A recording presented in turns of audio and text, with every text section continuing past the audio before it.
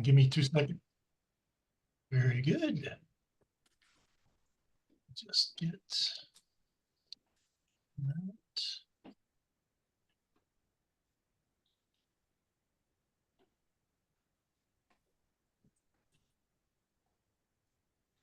Okay, good evening, everybody. Someone else have access to let people into from the waiting room? Someone in addition to me? Yeah, I do. There's Okay, no one great. else in the waiting room. Okay, good. I just got Yeah, it. I'll keep admitting them. Okay, thanks. Okay, welcome everybody. This is the August 2024 meeting of the Durham Bicycle and Pedestrian Advisory Commission. Welcome, welcome, welcome. Top of our agenda is introductions, roll calls, and our equity and land acknowledgement. I am going to start with the equity and land acknowledgements. I have a few more people coming in. And I will read this myself tonight to get things going. We, as the Bicycle and Pedestrian Advisory Commission, want to begin this meeting by affirming BPAC's commitment to equity and racial justice. We would like to acknowledge that this meeting is being held on lands that have served as the home for diverse Indigenous communities long before current governments were established here. We pay our respect to the elders and members of these communities, both past and present, and recognize the harms of genocide and colonialism. We will make a conscious effort to reflect on the following questions as we advance through our business and contemplate changes in our community. And we recognize that achieving equity requires our commitment to an ongoing process. How can we seek to repair harm with our work and not erase history? How does our work impact the vulnerability and safety of people who hold many intersecting marginalized identities, including Black, Indigenous, and people of color, people with disabilities, and lesbian, gay, bisexual, transgender, queer, and questioning people? How can we prioritize and center people in our decision-making?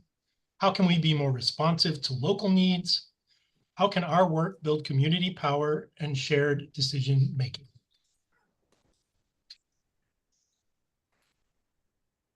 Okay.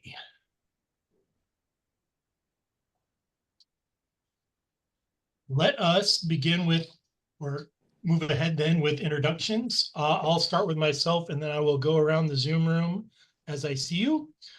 So when I call on you, just please put your mic on, say your name and what you're doing here and what you do with BPAC, please.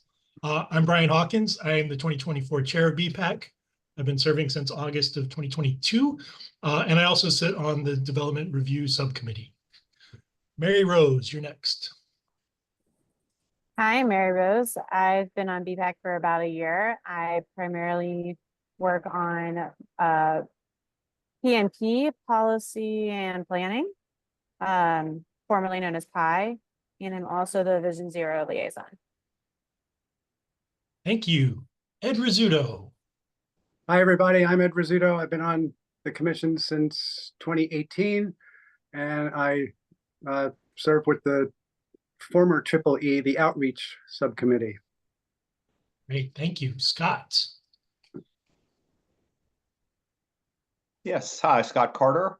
I've been on BPAC for about 2 years, and I'm the chair of the Development Review Committee. Thank you. Landon. Hi, Landon Balcom, at-large member in August 2022, and I also participate in the Development and Review Committee. Thank you very much. A new face tonight, Christian. Hello, everyone. My name is Christian. This is my first meeting here. I'm happy to be here. I just got sworn in yesterday, and I'm here to represent the walking, running, pedestrian community for marginalized groups. It's a whole paragraph. Wonderful. Thank you and welcome. Nathan. Nathan Lee, I'm the Duke liaison. I've been on BPAC for a year, and I am the chair of Planning and Policy Subcommittee. Thank you very much. Royal. Good evening. I'm Royal. I represent North Carolina Central University in the Fayetteville Street corridor. Thank you, sir. Hannah Salvaggio. Hey, everyone. I am Hannah Salvaggio, the Bike and Pedestrian Planner and the staff liaison for BPAC. Thank you. Andres.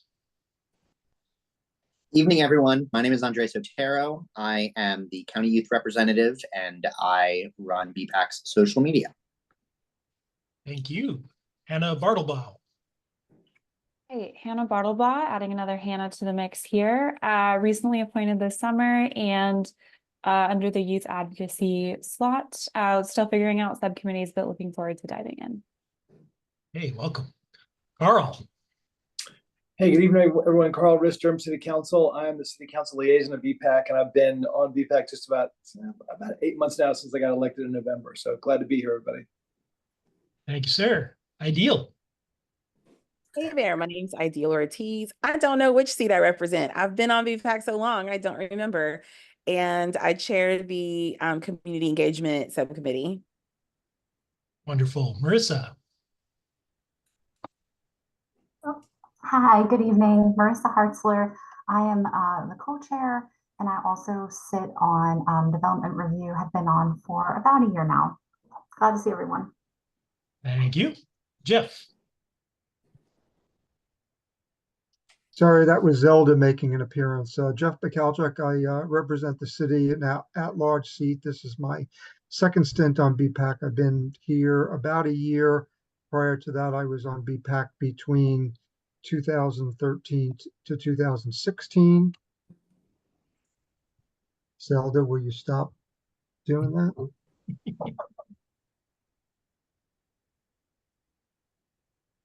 Okay. Thank you. I'm also managing a member of my family right now, so I get it. Trent. Hey, good evening. Trent Cormier. I'm representing County at Large, and I am in search of a subcommittee. Wonderful. Chris. I'm Chris Perlstein. How long have I been on this? 3-4 months, I think. I am the secretary, somehow got roped into that. I'm also helping out with I forgot what we're calling PI now, the planning subcommittee and also development review. Thank you. I think I bullied you into it. Robin Young. Yes, I am Robin Young, City of Durham Transportation Department. Welcome, welcome. Brian Taylor.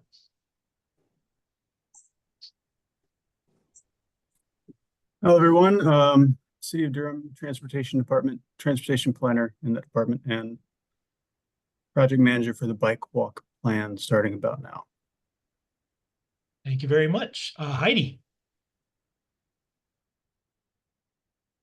Hi, everybody. I'm Heidi Carter. I'm a Durham County Commissioner, and I've been the liaison to BPAC my entire tenure, almost 8 years. Thank you. Let's see, last but not least, I think, Donna, would you like to introduce yourself?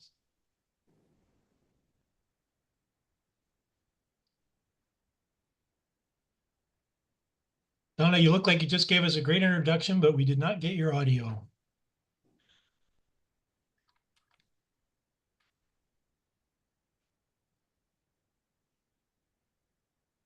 Still not working. If you want to just briefly introduce yourself in the chat, I'll make it a point to read it out loud in a second.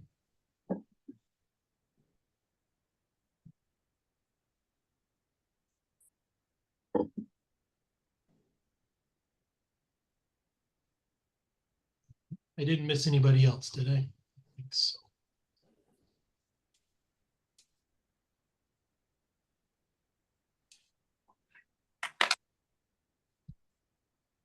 I don't think so. I think you got everyone. Okay, very good. I'm going to put something else in the chat real quick, which is a link to the latest copy of the agenda on the Google Drive. This is updated since we emailed it out, I think even this morning. So if anybody wants to take a look at that, we will go over the changes in just a minute. But before we do that, Hannah, do we have any absences? Excused absences, excuse me. So not excused, but Tony let me know this afternoon that he wouldn't be able to make it. Okay. So Anthony Ruby. Okay. All right. Brian, I don't know if you just put that in the chat, but I don't see it. Oh, you know what? I sent it to Hannah, not the whole group. Thank you. You're welcome. Let's try that.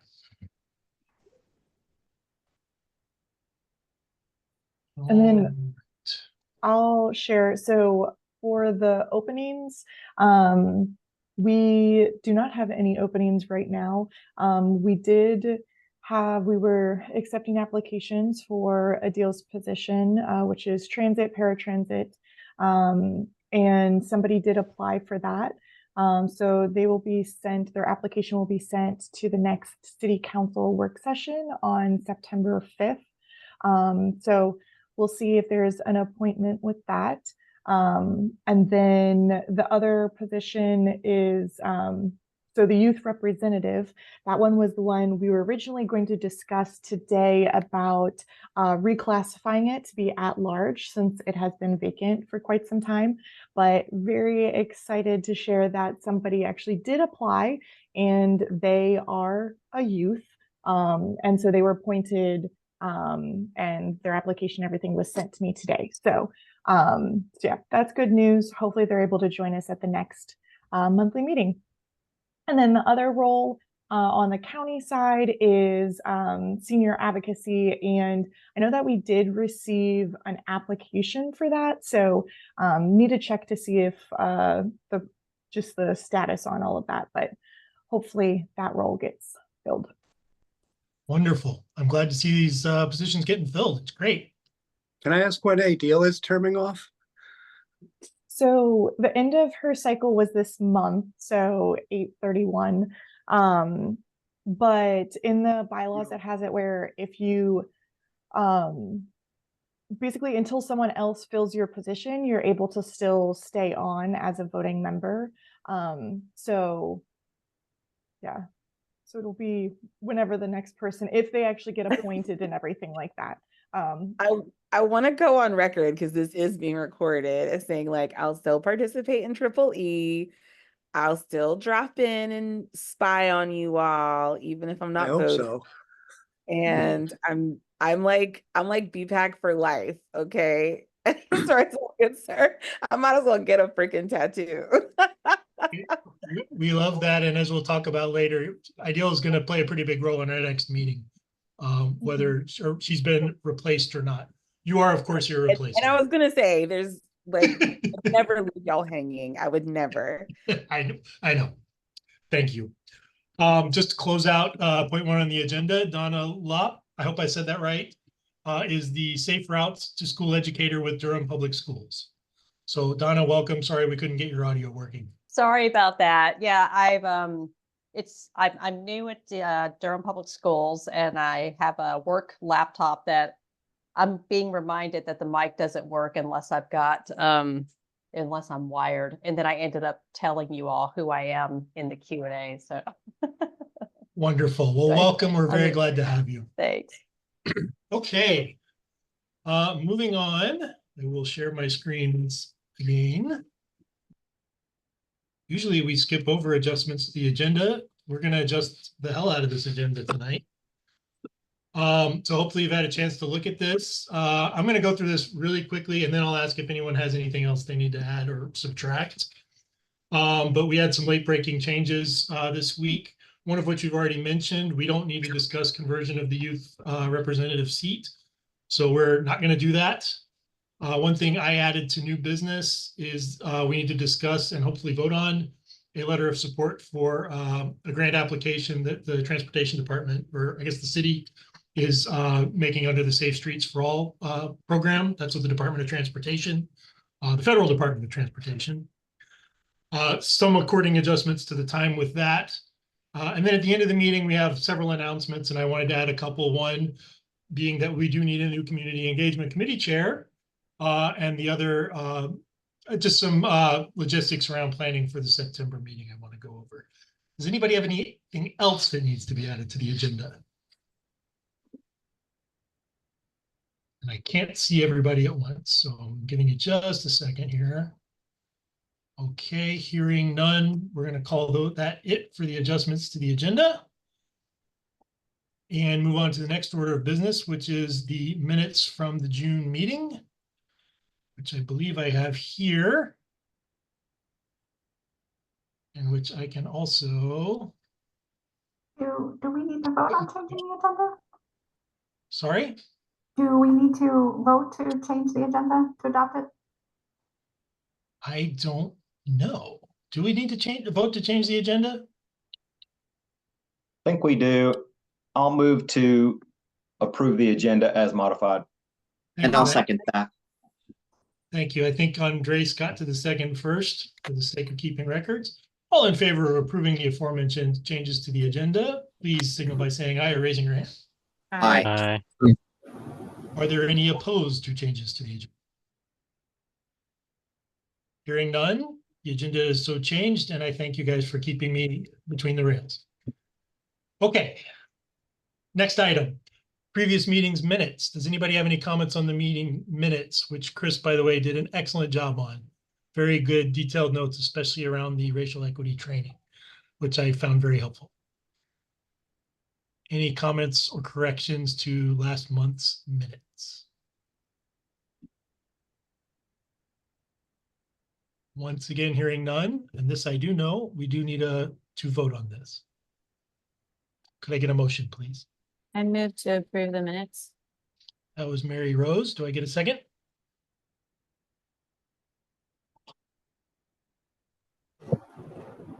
I'll second. I think that was Trent. It Second. was. All in favor of approving the minutes from, not last month, but June's meeting? Please Aye. signal by saying aye or raising your hand. Aye. Aye. Aye. And are there any opposed to approving these minutes? Hearing no objections, I believe these minutes are approved. Thank you. Oops. I just went. Okay. We get to move on now to new business. Right? No, I'm sorry, we don't. Public comments. Do we have any members of the public here that would like to offer public comments?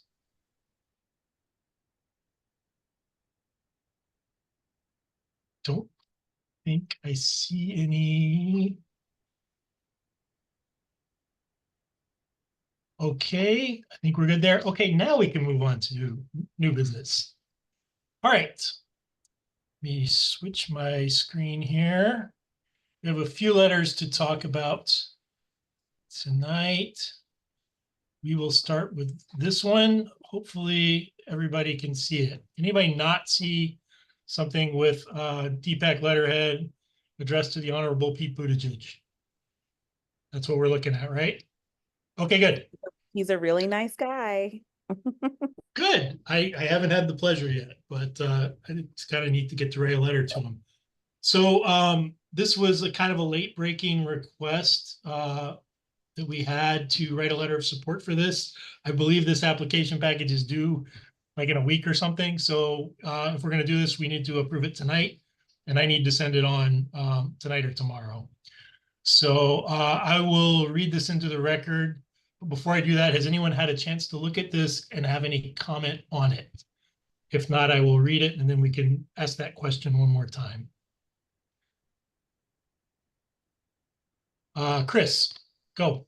I just had one comment that I'm not sure is really a discussion we can have right now and is not directly relevant to actually approving this, but I'm just kind of curious because I believe that NCDOT released a plan for a portion of the corridor that is addressed by this funding. If I recall correctly, Mary, feel free to, I think you would probably be the one to know that if I've got this right, where they're adding like wider lanes and a median because this is the stuff for the Holloway corridor, right? This is stuff in general for safe streets. Okay, so all. this is not the specific. Yeah. Okay, got it. No, Got it. No, Yeah, for clarity, the $12 million for Holloway Street are for land purchases for updates to bus stops, as well as the bus stop improvements, improved sidewalk infrastructure, and intersection safety. Yeah, so this is going to be for like citywide. I mean, it might go towards specific projects, but it's going to be like citywide. funding. Got it. That was my misunderstanding. Yeah. I hadn't read the Yeah. letter yet. So. You're good. Yeah, we have a very active transportation department with several applications into a variety of funders. So yay to our rigorous transportation department. Yeah, we like getting grants. Yep, go get that money. Okay, thank you for that question and for that clarification. Anybody else? Okay, let me read through this thing for the record. This is, as I said, addressed to the Secretary of Transportation. Dear Mr. Secretary, I write this letter on behalf of the Durham, North Carolina Bicycle and Pedestrian Advisory Commission, BPAC, to express our strongest support for the city of Durham to receive funding under the fiscal year 2024 Safe Streets and Roads for All program. The city is applying under this program to conduct supplemental safety planning and demonstration activities to enhance a regional safety action plan currently under development. Supplemental safety planning will address two key components of the Safe Systems approach: safer speeds and safer roads, through the practice of road safety audits and speed management planning. The road safety audits will use a multidisciplinary approach to assess high injury network corridors and high risk corridors and identify patterns associated with dangerous roadways. Speed management plan will assess speeds and speed limits on roadways in Durham with the intended outcome of reducing speed limits and speeding citywide. We expect these efforts to result in actionable recommendations, including low-cost, quick-build treatments, as well as medium and long-term solutions to improve street safety for all users. Quick-build treatments will provide demonstrations to inform permanent projects in the future. The supplemental safety planning and demonstrations that will be enabled by Safe Streets and Roads for All program funding are aligned with and support Durham's commitment to Vision Zero and complement the Regional Safety Action Plan being developed by the Durham Chapel Hill Carborough Metropolitan Planning Organization. Always a mouthful. Durham updated its Vision Zero resolution earlier this year to include target dates to reduce traffic deaths and serious injuries by 50% and to end them completely, 2035 and 2045 respectively, and to mandate development of the city's first Vision Zero action plan by December 2024. As the only residents advisory body in Durham dealing with transportation safety, BPAC's membership comprises some of our most engaged and knowledgeable residents on these issues. Our support for the city's application is unequivocal, and we know firsthand that this federal support will be well spent in Durham. We thank you for your consideration and for your department's commitment to safer streets for all. Sincerely, et cetera, et cetera. Any questions or comments? I'll move that we approve the letter. Thank you. That was Jeff. I'll second it. That was Landon with the second. All in favor of approving this letter as written and sending it on, please say aye or raise your hand. Aye. Aye. Aye. Any opposed? Hearing no opposition, the letter is approved. Thank you all very much, and thank you for those of you that have helped edit and wordsmith this a little bit. And to Hannah for calling us knowledgeable. That was her contribution. So, okay, moving on. I think the next one is, I think I have this in the right order. E-bikes next on the agenda. Do I have that right?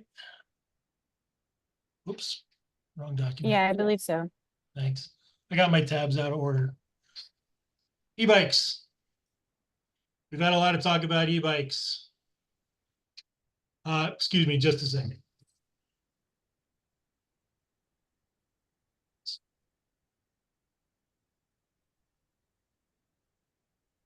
Sorry, the puppy's mom just got home, so I had to let him out.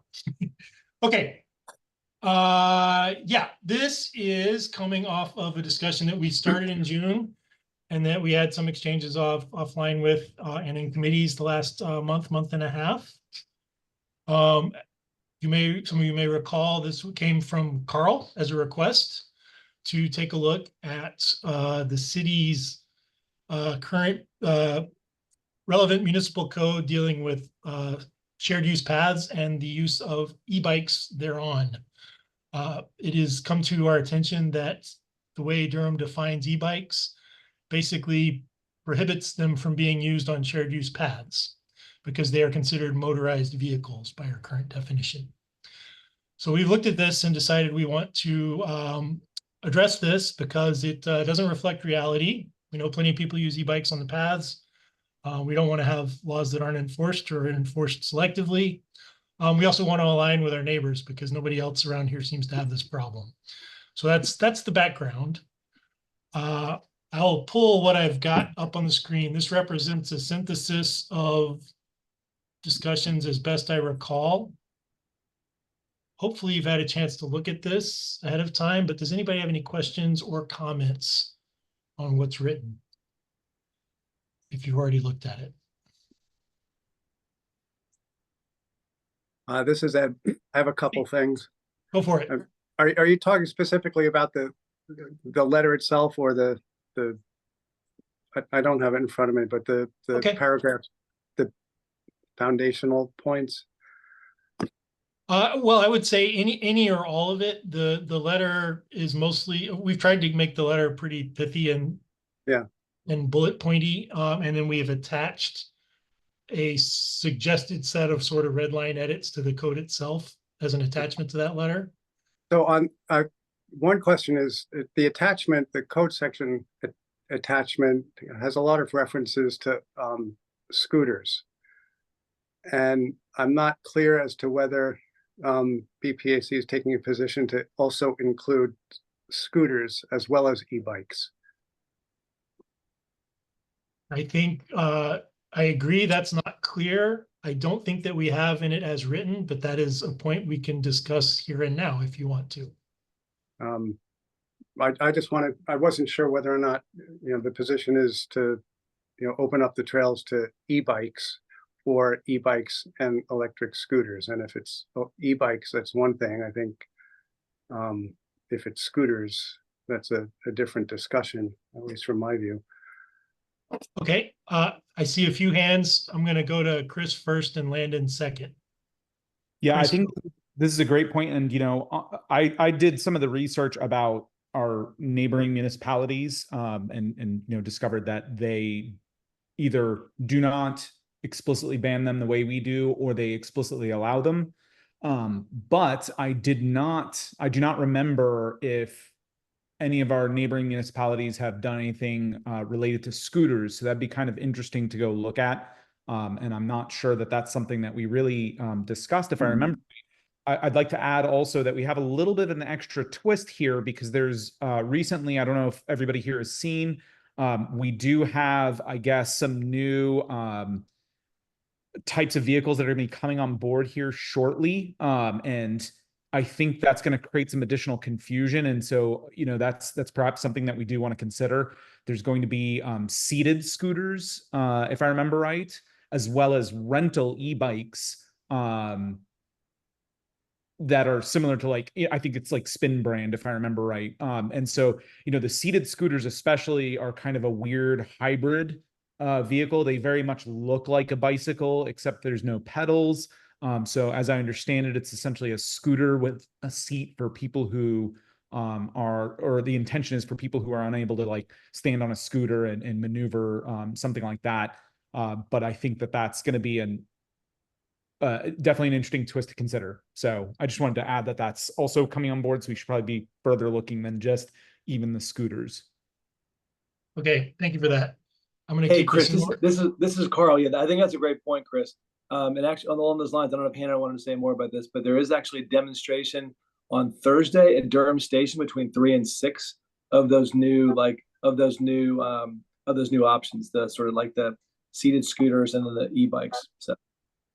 Okay, thank you. I want to make sure I get everybody's comments more or less in the order I saw them. That's okay. No, that's okay. You're allowed to jump in. You asked for this. So Landon, you're next. Yeah, I don't know, but to the scooter point, I don't know how involved the city is in regulating the nitty gritty of the vendors like Spin who participate in this, but the scooters are already on these trails. And so I live off of Fayetteville Street. The zone is tightly controlled by the company, like where you can take these, and they're like geolocation where they shut off. And portions of the tobacco trail, you can take those scooters all the way to the Fayetteville Street intersection. Like they're already, whether or not it's enforceable, what they're allowed on these trails or not. According to the companies or like the actual apps themselves, you can already, they're already there and they're already positioned there. So. Thanks. Again, we haven't included scooters in the letter as written now, but I will point out the fact of people using e-bikes on the trail was one of the motivations for the letter, that like the law doesn't reflect reality, and we think that's not a sustainable situation. Mary Rose and then Jeff. Yeah, mine, I guess, was more of a question in that I think scooters as a word has a very broad definition. I mean, like I would consider a Vespa to be a scooter. And I wouldn't like Vespas on the trails. I feel like those are bigger and not quite in line with what the trail uses for. But I'm not opposed to like the bike scooter type thing that's included in the micro mobility options, or like the regular motorized scooters. I feel like those are pretty small and standard, but I don't know. I feel like if we were to specify scooters, there would need to be like a definition for what scooters is. That's just my 2 cents. Thank you. Jeff, go. I think the thing that should really determine whether we include them or not is the maximum speeds on them. As far as I know, the scooters like Spin and Bird and the seated ones are comparable, at least in the same range as the e-bikes. So I think it's kind of silly if we would advocate allowing one but not the other one. The fact that there's no pedal on it seems trivial. I think, as Mary Rose pointed out, Vespas, they go a lot faster. So I think we should focus on the speed capability of the device. Okay. Chris, I think I know what your comment is, but please go ahead. Yeah, maybe. So I actually just kind of, I hope this is helpful. I told Ideal in the chat that there's, per the ordinance, scooters are, motorized scooter. It's got a definition here. It's limited to 18 miles per hour. The other limitation in the definition, as it stands currently, as I understand it, is that the wheels have to be less than 10 inches.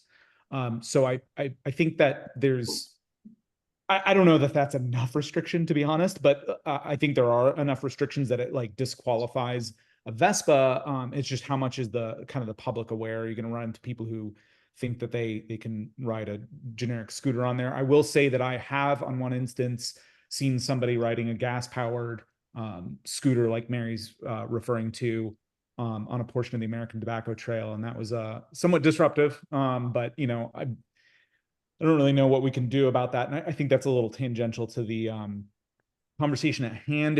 As long as we make good reference to like the definitions for the shared active, I forget what the term is, shared active transportation, something systems. There we go. Shared active transportation systems. Okay. Any other questions or comments here? I have two more. Go for it, Ed. That was just my opening question. Sorry, I didn't mean to pull it away Seeking from clarification. So yeah, one is you referenced the need for signage, speed limit signs, signs to encourage people to, alert pedestrians or others to, on your left, that kind of thing. I would favor, I think it's actually imperative, given the history of signage on the trails where there's virtually none, because there's no money for it or there's no like will to put. I mean, I was stunned to learn that there are no speed limit signs, but if the code is changed to allow e-bikes, scooters, whatever, it should be contingent upon the signage being put in place first, because again, given the history, you could open it up to all sorts of more vehicles and changes, and if things just kind of continue with the status quo, it's reasonable to expect that the signage isn't going to be put up because it hasn't been put up. So that's one thing. And then the other thing is my big one is and I put this in the email discussion chain several weeks back, that if we're recommending this change to allow e-bikes, possibly other things on the trail, that it should be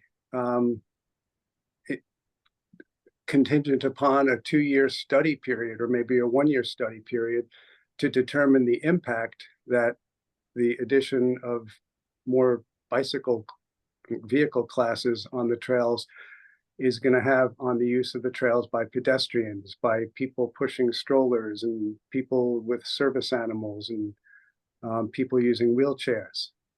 If there's I think it's natural to conclude that the more wheel vehicles on the trail, the less feet there are going to be on the trail. And also, so if there's a negative impact on use by pedestrians after the conclusion of a study period, I think it should be scrapped, because that's just not a desired outcome. In fact, it's an undesired outcome. And negative impact could mean everything from fewer pedestrians being less inclined to use the trail because there are more wheeled things flying by. Negative impact is also, turning out to be inconsistent with the city's commitment to Vision Zero and safe streets, things like that, or injuries increasing.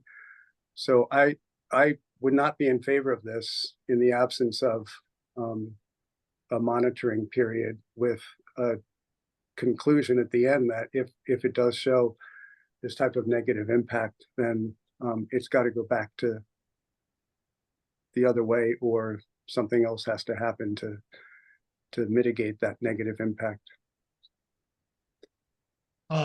Thank you. On your first point there, we do include in the letter currently drafted language that says the signage needs to go in prior to or coincident with any changes on the rules.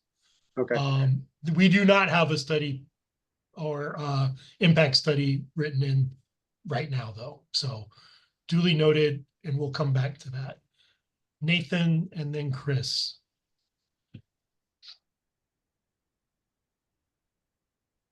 Yeah, I was originally was gonna say that we could just table electric scooters for now and just only focused on electric bikes, and because all of our neighbors have either no rules about electric scooters or vague rules like we do, so we could just ignore that and get on the same page with Raleigh, Cary, etc. about e-bikes are equivalent to bikes, and then look at e-scooters at a later date. And then also Cary is doing what Ed has suggested.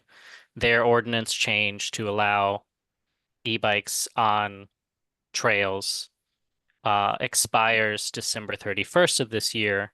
And that's because they are doing like a trial period thing. So there is local precedent for doing it as a trial period. Okay. If we wanted to suggest that. Thank you. Chris.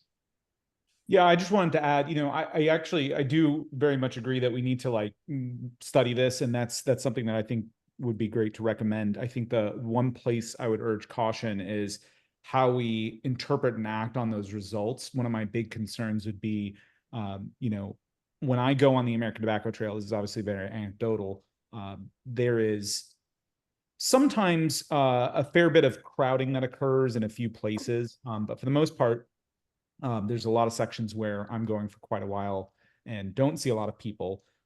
One of the things that you'll casually hear from folks sort of in the general public sometimes is a feeling that, well, we need to spend more money on roads, right?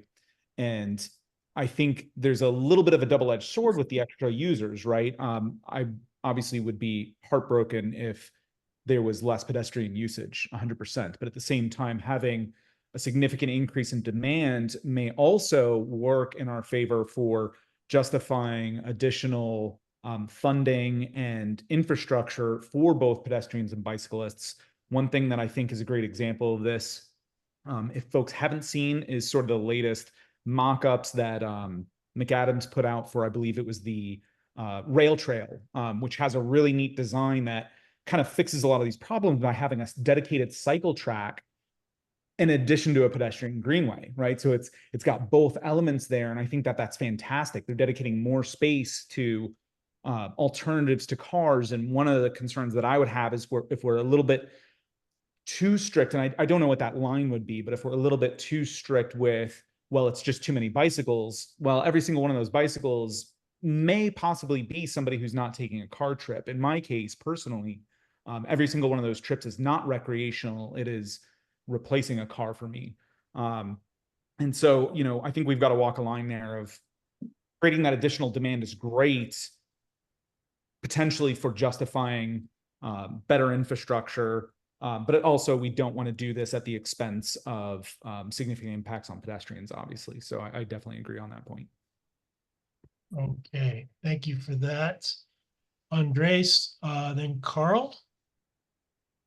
Thanks, Brian. Yeah, to echo Ed's comments, I think it's important that we consider all of the impacts that a recommendation like this could have for folks that aren't biking on our trails, either because they don't bike, they choose not to bike, or they cannot bike, or both. I also like the idea of having it studied, and I'm glad to see that there's a precedence of that with our neighbors in Cary. My one worry with the study is to my knowledge, I could be wrong, but we do not have a control to go off of in terms of, we do not have an understanding of, we might have some understanding of how many people overall are using the American Tobacco Trail. I'm going to use that one as an example. We definitely don't have an understanding of how many of those individuals are riding a bike, or more specifically, an e-bike. Because what I can say, they're already riding e-bikes on the tobacco trail. It's already happening. If this, depending on these recommendations, here, Chris added something. Yeah, so there are ways to capture that data, but as of now, we don't have it. And so we don't have an understanding of what we're looking for. So if we're looking at these numbers that say, oh, pedestrian use has gone down, okay, but compared to when? Do we have old data from pre-COVID? Do we have data from more recently? And so I'm worried about the efficacy of a study, given that we don't have all of those data points. I know that there have been the ideas tossed around for the rentable e-bikes, I believe from Spin, that you can enable speed limits along certain areas. And given that we allow regular bikes on all of our greenways as of now, I don't see why an e-bike that is controlled to 10 miles an hour is any different than a regular bike being on there. I do think the issue comes around with e-bikes that aren't those rentable e-bikes, that they're people's individual e-bikes, because those wouldn't be able to be controlled. And that's an instance where we just kind of have to trust that the people that are riding e-bikes along these trails are doing so responsibly, and are doing so with consideration of those that are walking, like Ed mentioned, those with a stroller. I don't have an answer to that right now, but like Chris mentioned, I would be worried that a lack of data before a study, so a study that would only incorporate data during the study period, would impact people's ability to use the greenways for their commute, and result in more car trips as a result. Okay, thanks.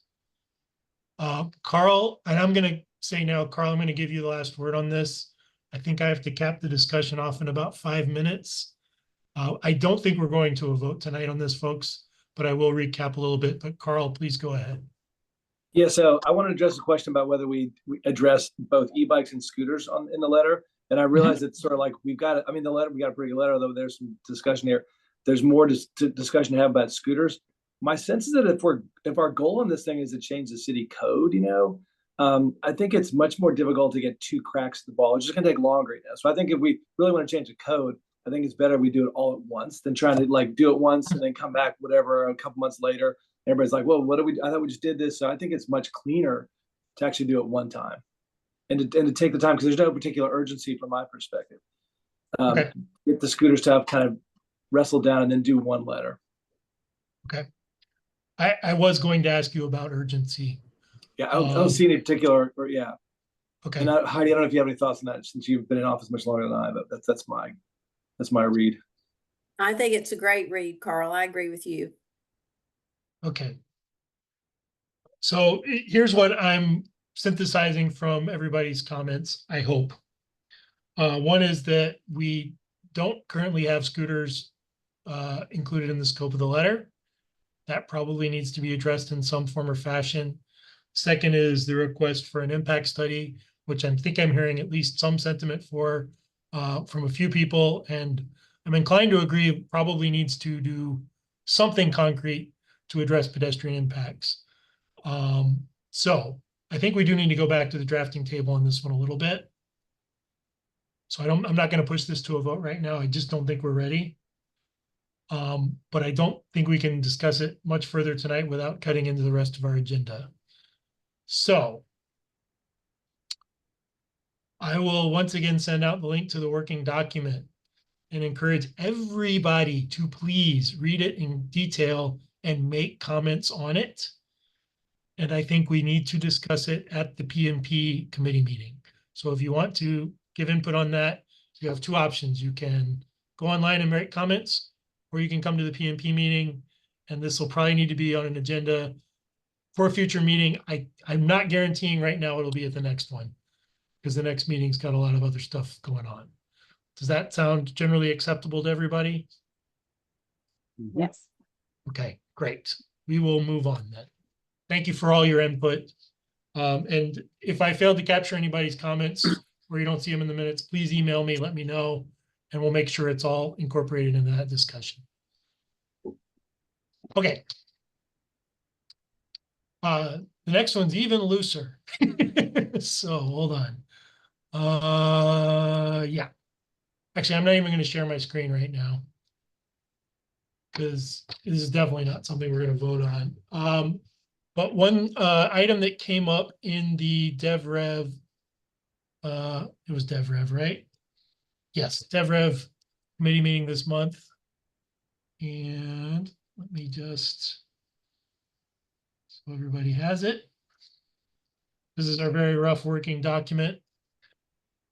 We have some recurring themes in our DevRev comments. One of them being that we ask for 12-foot multi-use paths, and the city generally only requires 10.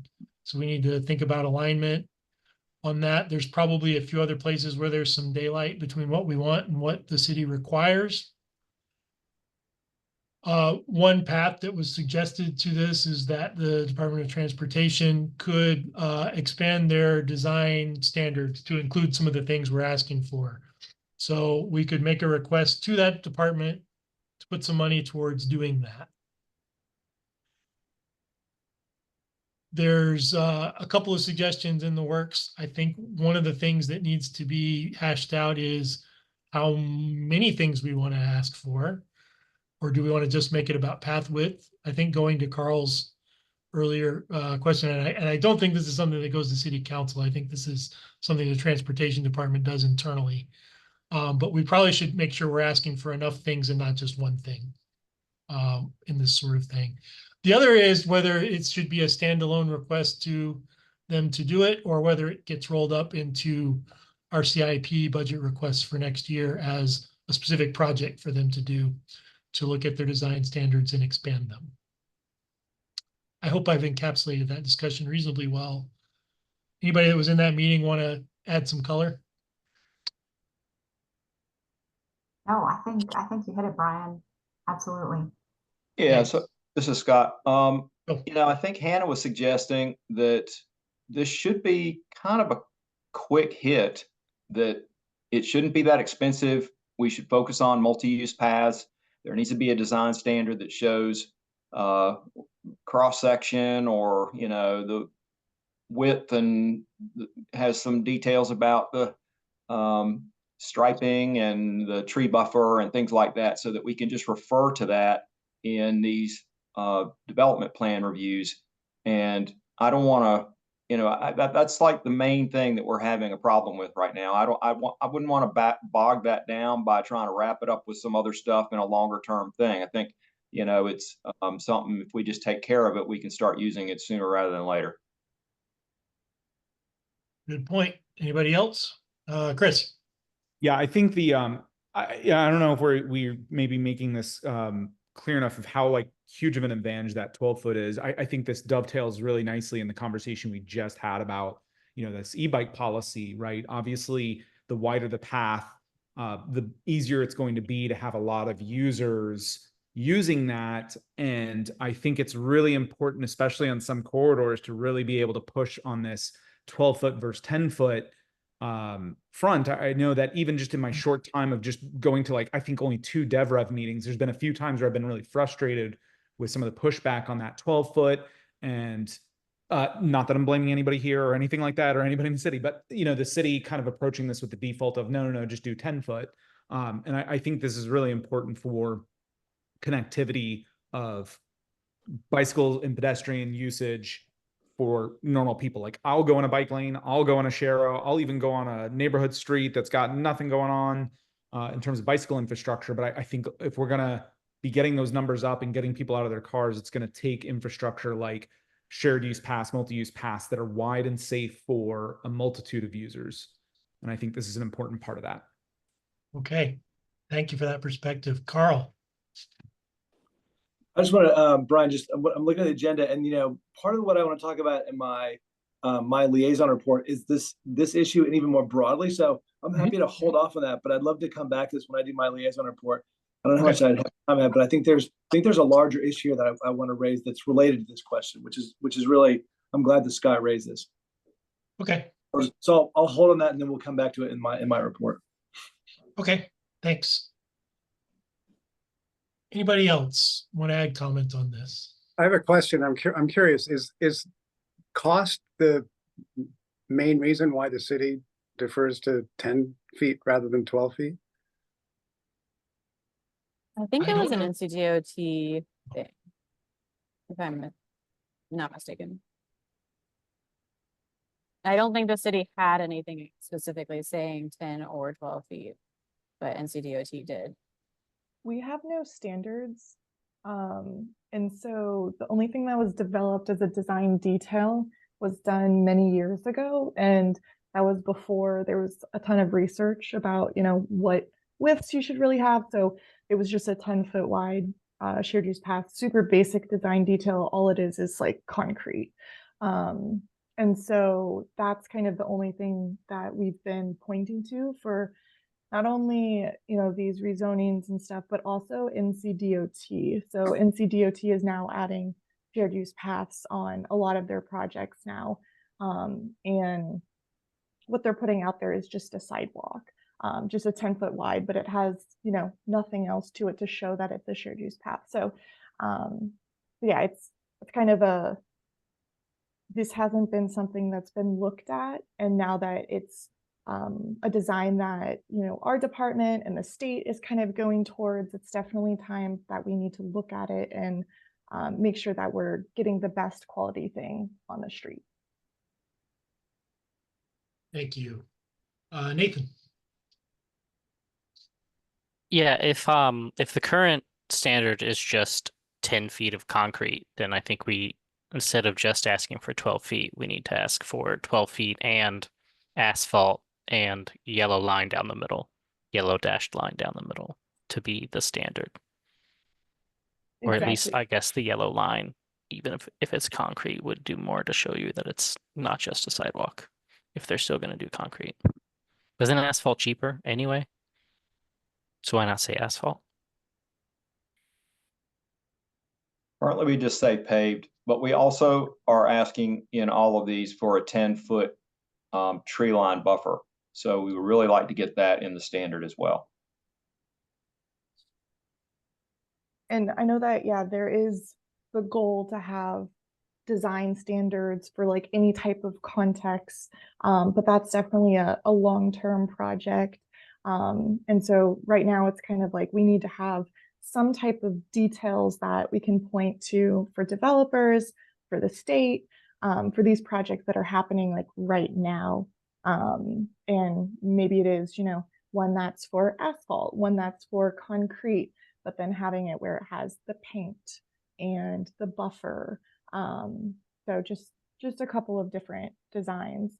But it is a standalone project, but it is lower cost too. So Can I put you on the spot just maybe a little and ask what you think in terms of like whether we should look at any other design elements, or does it make more sense for this particular thing to focus on multi-use path widths?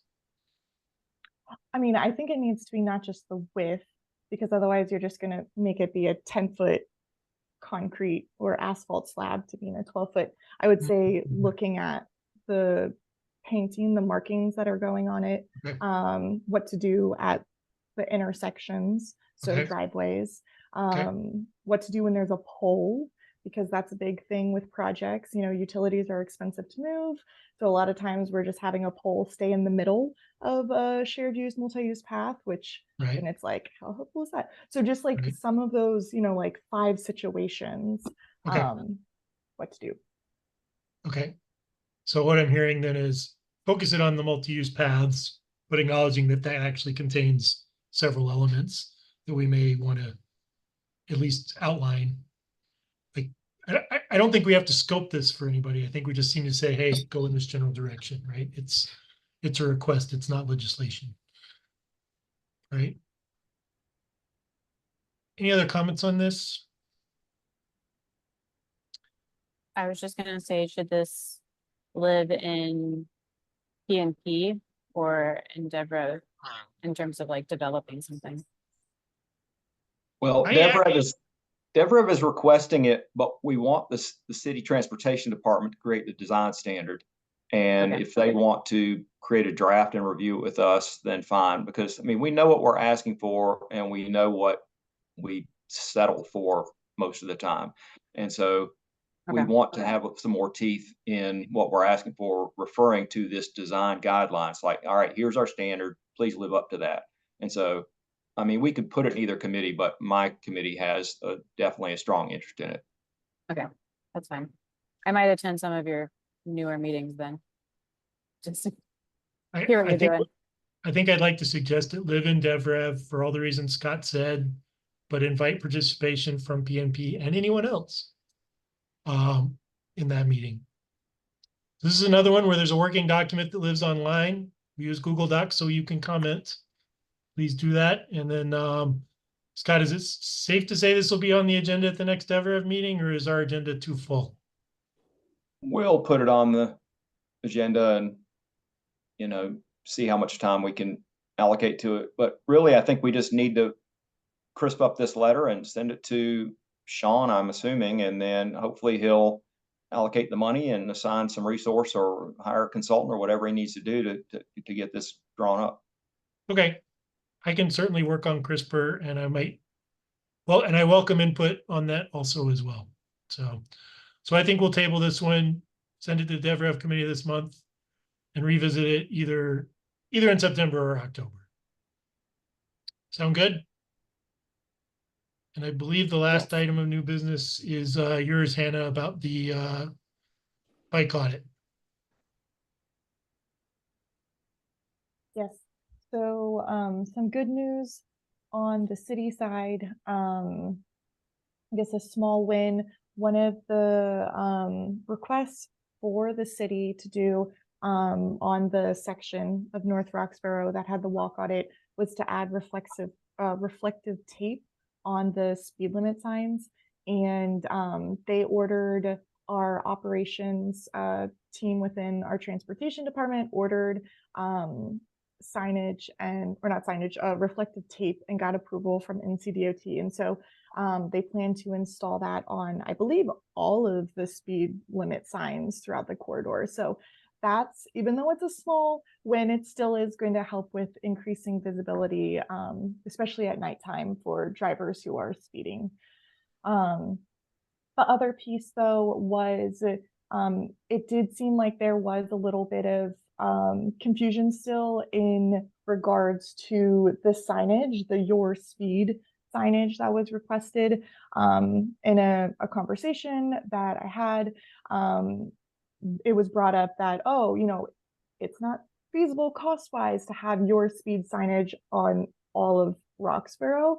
But during the conversations and with doing the walk audit, the focus was on that one strip of roadway that went to 25 miles per hour. And so I think, yeah, clarifying that the your speed signs need to be on those two ends would help get it actually installed quicker. Because I think there needs to be a little bit of a follow-up clarity on that piece. And I don't know if Brian, you had responded back to Sean, but I wasn't sure, did everyone else on BPAC see the response and everything that Sean had sent in your response back? I replied all to whomever Okay. Sean sent it to. Okay, I just I wanted to don't make sure remember everyone what- had seen everything when that. We talked about Sean's response at the last BPAC meeting.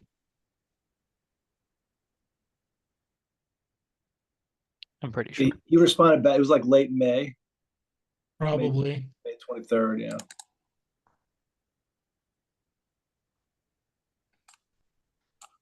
So, okay, so there's two issues. One, and I honestly don't remember. We had a lot of conversation and this went through a lot of edits, a lot of which didn't originate with me. Did we only intend for the speed limit signs scope to fall within only the walk audit from, I think, was Lavender to Bon Air? Or did we intend for it to be more of the Roxborough corridor? Does anybody recall that specifically? On the conversations I was on with Dennis and Mhm. meetings, it was just within the walk audit area Okay. of at the beginning and at the end, Okay. where the speed goes down. Obviously, it would be good for the entire corridor, but We if did. you all want it for, I mean, you all are BPAC, so. Right. There were references to the extension down as far as Club Boulevard, but I don't recall it ever being the entire Roxborough corridor. So again, I guess my ask here is, we have a letter, we have a report we did. It's not legislation. It's just what we ask for. So do we need to amend it to make it slightly easier to say yes to? Is that what you're saying? I mean, I think it needs to be just a follow-up of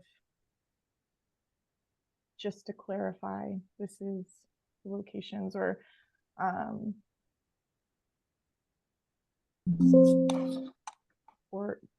mean, Okay, let me I don't know if, rephrase it. they're going If we to ask for responding. 4 of a thing and they say they can do 2, is it incumbent upon us to say, okay, fine, we only want 2, or if we keep asking for 4, are they going to do 0? I just don't understand why this requires more input from us, I guess is what I'm saying. I think my understanding is that if we provide a little more input, we may get a lot more action sooner. Okay. Yeah. I can follow up.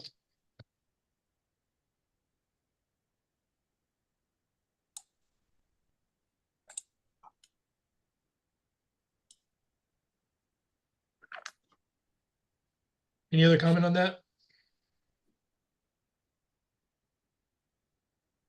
Okay, moving on. All right, Great. We're down to committee and liaison reports. And we will start with the county commission and Heidi. Yes, I don't really have anything tonight for you related to bike and pedestrian infrastructure from the county. But if you please never hesitate to reach out if there's something I can do for you to help you as the liaison. Okay, thank you very much.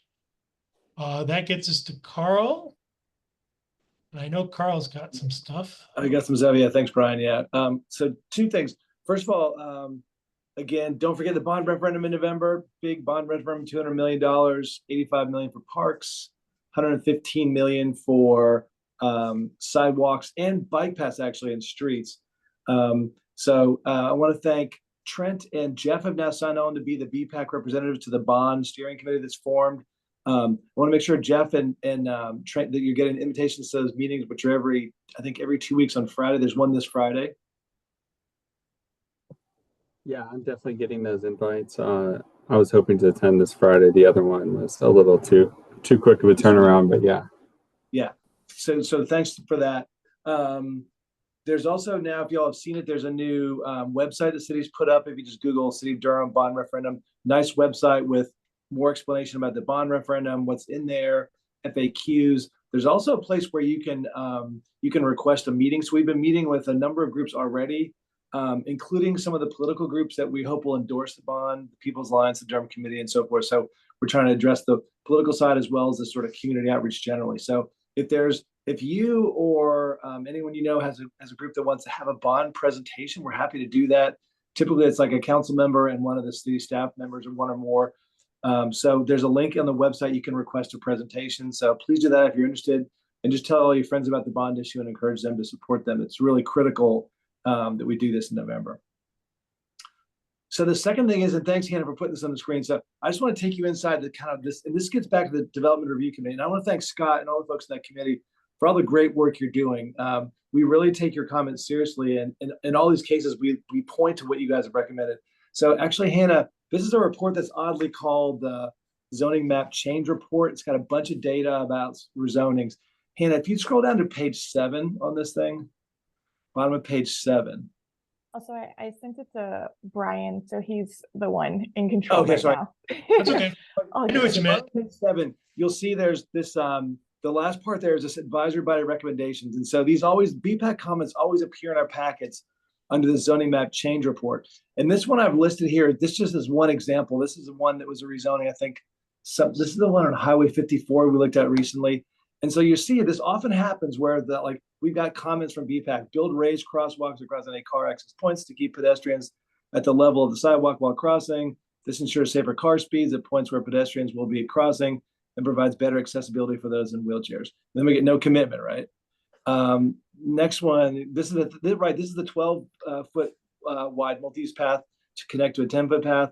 And so the comment you see there is like, let's see, 5 feet of additional right-of-way on the frontage for settling 54 will be dedicated. No other commitment has been made. So again, no commitment there. Then there's the next one that reads, you'll see, include ADA compliant curb ramps to face Dresden Drive so users can easily connect to the rear entrance. Again, no commitment made. And you can read down all these recommendations, which again are good suggestions from the Development Review Committee. I don't want to read all of them. But the point is that we often, and it's just not myself, it's often like Nate, Javiera, and Chelsea often ask about these requests, right? And what happens that the response is that it's not just that the developers doesn't want to do it. We often get stuff like, well, the UDO requires that already. I think this one, like the one about native street trees, may be required in the UDO. I think that's the case. And so they'll say we didn't commit it because it's already required, right? Or that sometimes we get the transportation department saying it's not consistent with what we want, in the case of like a crosswalk where there's not a lot of foot traffic. Sometimes we get the feedback that is not consistent with DOT standards, on state-owned roads. So it's it's not just that they're saying no, we don't want to do it. We get a lot of sort of this kind of, it's the sort of, it doesn't quite fit with state DOT standards, local transportation standards and stuff. So it's kind of, so it's frustrating for us, and I know for you all, to have these requests and then see no commitment, but it's always a mix of sort of different reasons why not. And so I guess I wanted to raise this just to let you all know what's happening on these rezoning cases. And to have a little discussion about like, is our goal really to have like to raise these issues and make sure they're represented just as the larger issues, or do we really want to see developers actually taking on some of these commitments and actually making some changes? And if so, if it's B there, I think it may be, and this kind of falls into the discussion we just had about the 12-foot wide path. I think there's maybe a discussion with the development review committee, maybe the chair here, and like Sean at transportation, maybe the planning department. So to get a little bit clearer about, what kind of things, are, what is being not committed because there's already other stuff that we're maybe not aware of in terms of state standards that we can't get because of their standards. But what are things that are maybe more likely that we can get, and just figure out where we can best make those comments in a way to get some traction with developers. That's kind of the issue I wanted to raise. But again, to say like, Scott, your team has been really awesome. We always look to those comments. I just feel bad that we haven't been able to get more response, but it's partly because of the, this complex interaction between your comments, different departments, the state, and so forth, while we're not getting more response and commitments from developers. Well, we ask for things sort of on a formulaic basis, using our cheat sheet, but things are justified by either they're in the comprehensive plan, and so it says there's supposed to be a bike lane on this road, and so even in the case where it's not likely we would get a bike lane, we're still going to ask for one, and a bike lane, 6 foot with bollards for protection and all that stuff. I mean, we can, we just did one for Durham Rescue Mission that's bordered by Anger. It's a one block, sort of a city block. Anger, Maine, and Alston.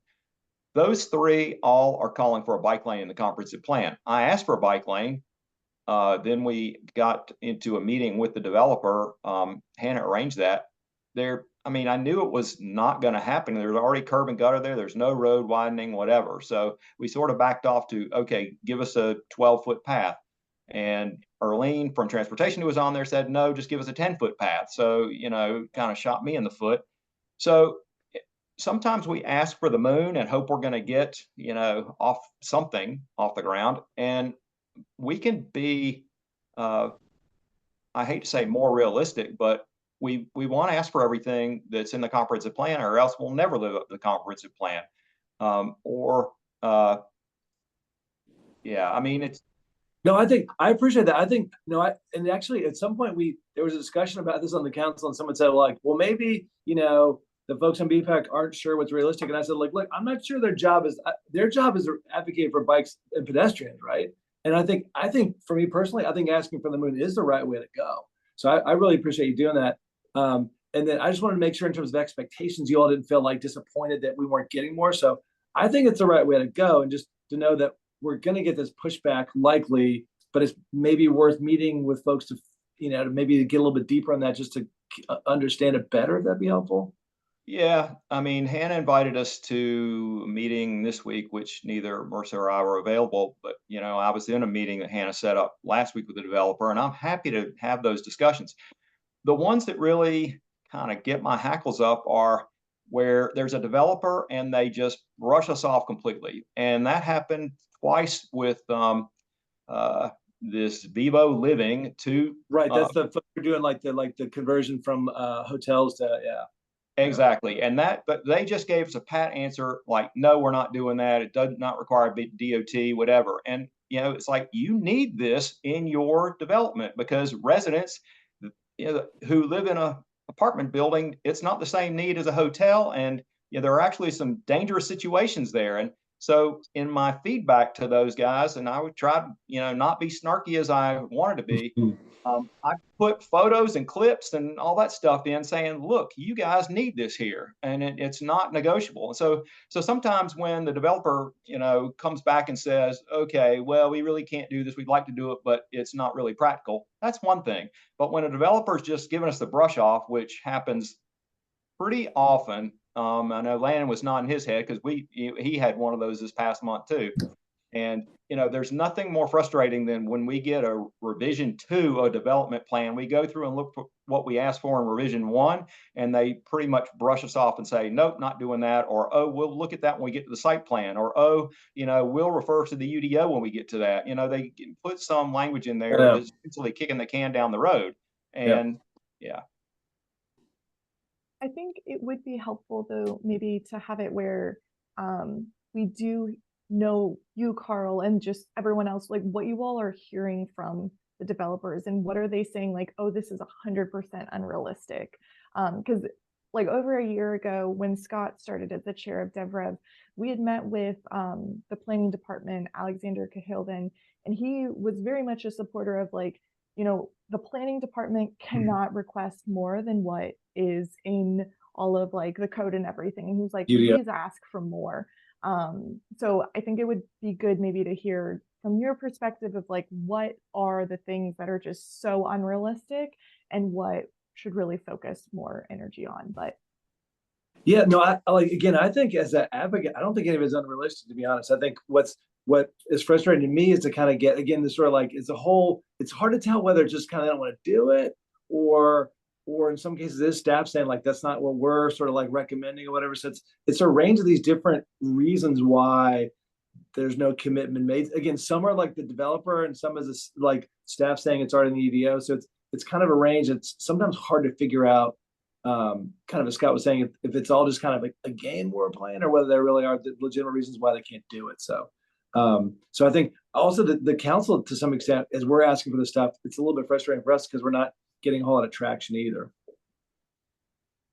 It's my experience in the second round of reviews for a lot of these that the developers are more responsive when the comments are made by not us, the transportation department or other places, even if they are the same comments. And I know that they sort of like, they just kind of respect staff more than you guys or something, or sure. And that's, but I mean, it's an advocacy part. Like, I get it. Like but I think that what we have been very mindful of doing is in the recommendations and comments that we make, we provide citations, at least in our documents, for these things. So I think what frustrates me, and I know Scott and some others, is that if it is in the UDO, if it is in city policy, enforce the city policy. If we are asking for these things and it is written that it should be done this way, do it. But if, again, we are an advisory commission, like Brian has mentioned several times, this isn't legislation. But if there is, not saying that you need to hang the sword of Damocles over these developers, but you know, to this point, even if they blow us off multiple times, there's no, like, what are they going to do? Not get approval? Or I just think that, and going back to Scott's point earlier on that letter, I think that if there is some alignment from us in the planning transportation department or whoever, when we're asking these things and citing UDO, that if someone can come in and just back us up, or if we can back them up, I think that you might get them to agree to do more. Or if they just completely thumb their nose at us, and the ball's in your court, Carl. Yeah, exactly. Yeah. Okay, there's a few hands raised here. I want to make sure everybody gets a chance to sound off. So I'm going to take them in order. And Chris was first. Yeah, I want to, I guess, make 2 points. So one is especially like, I want to reiterate with Scott's comments about the Vivo, I think it was Vivo Living. That one was particularly frustrating because, you know, to my eye, it looks like one of those things that's going to be obviously far further down on the price side of things, right? And I live in a fairly nice, above average townhouse community that's new, and I have continuous sidewalks that are wide, and that's great, and I love that. And there's trees everywhere, and that's great, and that goes above, you know, whatever the default standards are. well, part of the problem with this conversation around gentrification and the perception that like nice sidewalks are gentrification is because it's always targeted in these kinds of places. But then like you've got this new thing going on with Vivo, which I think is great, reusing this, right? And providing an inexpensive option for housing folks, but it's right near some shopping and they're not going to get that same access if the developer blows this off and says, oh, this is all to the minimum standards that the city or NCDOT has, and they're stuck walking on this unsafe sidewalk. And those are the people who are probably more likely to need that, and it's not just a choice like what I'm making. And I think the second thing that I would like to say related to that is that, if you think about building codes, if you don't meet building codes, that's an F, right? That's like you failed. If you meet building codes and you do nothing else, that's a D, right? You're not excelling. Just because NCDOT specifies a set of minimums, or even we at the city level set a set of minimums, right? There's still a lot of value in, I think, communicating stuff that goes above and beyond, and having developers think about the built environment and as it impacts not just the immediate people who are going to live there, but the various communities and neighbors that are connected to these things. And so I think that's a point that I don't know how we drive that home. Obviously, I'm getting very verbose here. I don't know how that's communicated to developers, but I want developer, and I'm not trying to attack them, but like I want them to care about these communities from a long-term perspective, not just giving us the bare minimum of what NCDOT requires of them and the bare minimum of what the city requires of them, right? And if that's where we're at, then I think the bare minimum needs to be a higher standard. That's my spiel. Very well put. Thank you. Nathan, you had your hand up and down a few times. Are you good? It lowered it. I didn't lower it. Okay, go for it. Yeah, so I just wanted to ask, when you leave the DevRev comments, do you like specifically cite the comp plan policies and UDO policies? You're like Article 2, subsection 3. Okay. Well, then that's annoying. All right. Yeah, Then those- my second point. If I could just say that, Nathan, so like on the stuff we get, like I don't think we see that. Yeah, I don't. So when you send that in, you're sending in like stuff to planning, right? DevRev. We send it in, yeah, and I think it goes to planning, right? So we get like a summary of that. So we don't have that full thing. That's a good thing to note. So might be able to see that. Yeah. Okay. And then my second question was, if we get the second review and they've blown off all of our requests, can we just say BPAC recommends this rezoning not be approved with, and just like, or like we could then maybe be like, without these 2 bare minimum things being committed to, like we could, or something like that. Could we just start being like, then this shouldn't exist as a commission? Or Well, that's the thing that's frustrating, because some things, like sometimes we'll ask for a roundabout. I know they're not going to build a roundabout more than likely, but it's a perfect situation for a roundabout. So yes, we would back off of that. But let me just share my screen on this one. This one is just one that really got me going here. So this is Vivo, right? Yeah. So this one, we asked for a crosswalk across this driveway to get in there, and their response here is in green. The current crosswalk follows city streets and state highway design standards. The project was approved and built following these standards, and applicants should remain compliant with. Okay, here's the crosswalk. This is the driveway going into their property, which is over here. You have to, if you're crossing this on the sidewalk, you actually have to walk on 55. This is the road. And when you get to the other side, there's no marked crosswalk or anything here. And then you have to kind of go behind this, anyway, there's no cut through the median, and there's no safe way to cross this. And it's literally directly, you have to walk on 55. And so they're saying, oh, this is compliant. And I'm saying, no, it's not. And furthermore, it's super dangerous. You wouldn't want anybody to have to walk across here, while cars are coming in and out. So anyway, that's just an example. has this one been sent to council already? Can we take a vote right now and vote So that it it not went be to- approved without them including this sidewalk fix? I mean, it went to the revision 2, and I put this picture in, and I put in their comment, and I put my comment in with, normally we just sort of cut and paste straight up comments, but I felt strongly enough that look, here's where the dangerous situation is, and you need to do something about it.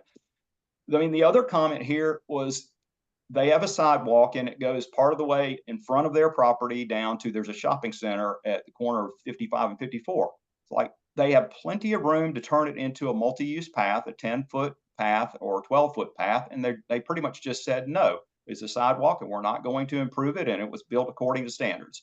So, I mean, that's another one I, really feel like is an inadequate answer. And it's literally the exact same text. So it's like as big of a brush off as it could possibly be. I mean, and so this one, I raised it to Carl, and maybe that's the way to do it, is anytime where we're getting a brush off and we feel like we really need these things, it's like highlight it to Carl or, the city council and ask them to sort of stand up for it. Yeah, this is a good example of, I appreciate that. A good example of like one that's like particularly like egregious, where Scott just reached out and said, look, this is what we're getting back. We're not getting any follow through or any kind of response. So this one that's on the list to actually meet. We actually met with these guys when they first were developing their plans. I think this is maybe gone to planning commission. It has not come back to council, but this is one that there's enough time since I've heard from Scott that we can actually follow up with them and say, hey, what's up with this? That, they came to us to sort of get our support, and now they're not really being responsive to what you all are asking for. So that's a good model, Scott, of like when it's really super frustrating, just give us a holler. We can on our end reach out. But I think you also see some of the, like, without those pictures, like that's kind of part of what we get is like, we're saying, hey, BPAC's saying this, and they're saying, oh no, whatever, where it's covered. And so there's a lot of gray there that's sometimes hard to suss out in a meeting when we're looking at that one report, So I appreciate that you sharing the nuance. The pictures are what you need. What's that? So like the visual aids, because you guys are looking at this stuff real quick. Like the visual aids and the specific stuff like Scott outlined. That's what you guys need when we come to raise the alarm after they've blown us off on 2 Exactly. reviews. Yeah. Okay. Then we have a little more to kind of go on, because we're just starting at that point, especially when usually we get these cases about 11 days beforehand. So there's a little bit of time to look at them quickly. And so, and there's usually a couple of different cases, but if there's ones like this where it's really one you want to raise to our level, having a little more backup. So when we say, hey, would you consider this? And they're like, oh no, we already did that. We already meet code standards, whatever. We can say, look, I'm not sure that's true. Here's what our advocates are saying, and what, and this is what it looks like. And so I think we can push it a little bit harder than just having that like flat report in front of us. Okay, thank you. Jeff's had his hand up for a really long time. Jeff, thank you for being patient. And then I want to throw it to Marissa, and then we're probably going to need to cap this discussion off so we can get to everything else. Jeff, go ahead, please. Jeff, you're on mute. All right, how's that?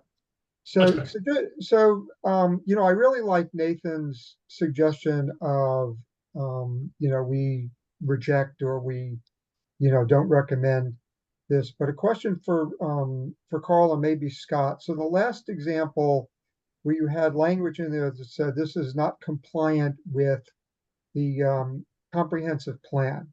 Is that a legal requirement? I mean, yes or no, is that a legal requirement? I mean, we get a whole, because if it's a legal requirement, then why isn't planning rejecting these?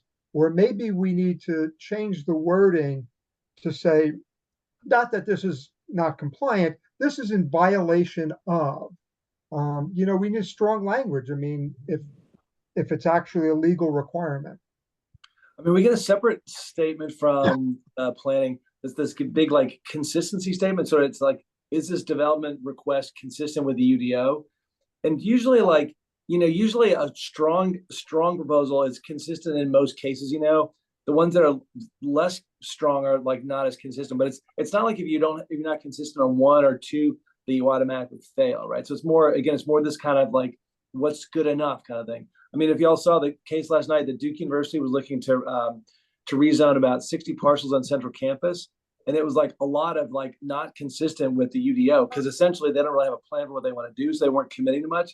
And so we said, like, look, there's so much inconsistency, like we're not going to approve that one. So we definitely, it's a sort of like an issue of degrees. And if it's just, if there's not enough consistency with the UDO, then we'll say like, yeah, we need to either continue that or deny it. But it's not like it's not like there's a hard and fast rule that if it's not consistent with the UDO anywhere, you know, it's automatically a turn down. Got it. Thank you. Marissa, did you have something? Yeah, I'd just like to say, like, I think, Scott, your example from Vivo Living, fantastic one, very egregious. I don't want to just end with that one because I feel very frustrated. I want to echo what Chris had said earlier, the 12-foot versus the 10-foot, knowing what to do and how to proceed in ones that are not egregious to the point where we need to escalate it. All right, that's the extreme. Knowing what to do in the much more frequent circumstances of we're just giving you 10 and going away. So like to take it back to the initial idea from Carl, like having those discussions, you know, sort of approaching it from a, yeah, we do DevRev here, but we're also talking to the other departments so we can understand what is realistic and how to go about this and try to see, you know, how do we move the standard to 12, that sort of thing. I think that's all really wonderful and still should happen in tandem with taking the egregious ones directly to your attention, Carl. So just wanted to put in a plug for that. They're equally frustrating. Obviously not as visually frustrating, but certainly not pushing things forward if we're just getting 10 when we know that 12 would be better. Okay. Brian, I know we've taken a lot of time. This has been really great. I really appreciate this. Okay, good. It's been one that's kind of been weighing on me a lot. So it's really good to get your feedback on this. And I look forward to continuing to work in a number of ways to sort of to strengthen the response we get from developers with your good input on this stuff. So thank you. And thank you, Carl, for bringing this to us and for reaching out. I think it's clearly going to be an ongoing conversation. Ongoing discussion. Yeah. So thank you. And thank you all, DevRev and otherwise, for your contributions to this. We are going to move along though. So next on the agenda, I believe we have other liaison reports, starting with, speaking of Duke University, Nathan Lee. Yeah, so myself and David Bradway and Volker Blum and I forgot his last name, but I think his first name is Andrew. People at Duke who care have been meeting with the new operations team of Duke's climate commitment, and Duke's operations team has identified two big areas where Duke could be better at their climate commitment, and that is transportation and waste. And so we have been in conversation with them, and there used to be like a committee at Duke, like a dean's commission committee thing for like transportation and whatnot. And so we're trying to get that started back up again, and they have secured funding to actually replace Travis, who used to be the not cars transportation planner at Duke. So there is some positive things happening at Duke. Great news. Thank you. Let's see, where are we? NC Central, Fayetteville Street Corridor, Royal. Do you have anything for us? Thanks, Brian. Nothing new to report. Thank you.